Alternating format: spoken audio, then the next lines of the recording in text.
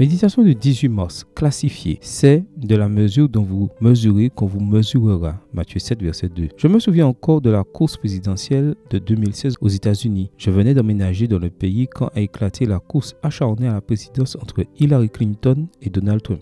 Pendant la campagne, Trump a fait savoir à tout le pays que lorsqu'elle était secrétaire d'État, Hillary Clinton avait utilisé un serveur privé pour certaines communications officielles, ce qui aurait pu mettre en danger la sécurité nationale. La controverse a été si intense et a suscité tant de questions qu'elle a coûté la victoire à celle qui aurait pu devenir la première femme présidente des États-Unis. Mais fin 2022 et dans l'un de ces tournants que prend la vie, le FBI a mené une descente dans la résidence de l'ancien président Donald Trump, au cours de laquelle ils ont trouvé et confisqué plusieurs documents classifiés. Trump, qui a utilisé la demande d'emprisonnement de Mme Clinton comme slogan de campagne, se retrouve désormais sous le regard accusateur de l'opinion publique. Dans une interview accordée à 60 minutes, l'actuel président Joe Biden a qualifié Trump d'irresponsable. Mais dans un coup du sort comique, en janvier 2023, plusieurs documents classifiés que le président Biden détenait dans un ancien bureau ont été découverts. Et c'est alors que ce vétéran politique a été mis en cause. Quel drame! Je n'ai pas l'intention de défendre un parti politique ou de l'attaquer. Et je ne me soucie pas non plus de quel côté du spectre politique ou idéologique tu penches. En fait, la constante semble être que les hommes politiques commettent des erreurs, quel que soit le parti auquel ils appartiennent. Ce qui me frappe dans ces événements, c'est que leurs protagonistes ont été prompts à lancer des accusations et que ces mêmes accusations ont été renvoyées contre eux dans un délai très court. Comme l'histoire aurait été différente s'ils avaient mis en pratique le conseil de Jésus, ne jugez pas afin de ne pas être jugé. Matthieu 7, verset 1. Le maître a dit dans le sermon sur la montagne que nous serons mesurés avec le même critère que celui que nous utilisons pour mesurer les autres. Voir Matthieu 7, verset 2. Et Paul a écrit que lorsque nous jugeons les autres, nous nous condamnons nous-mêmes. Voir Romains 2, verset 1. De sorte que la meilleure chose que toi et moi puissions faire est d'essayer de vivre une vie honnête devant le Seigneur. Et lorsque notre prochain fait une erreur, rappelle-toi que c'est Dieu seul qui peut juger. Jacques 4, verset 12, version Bible en français courant. Amen. Bonne journée à toi et que le Seigneur te bénisse.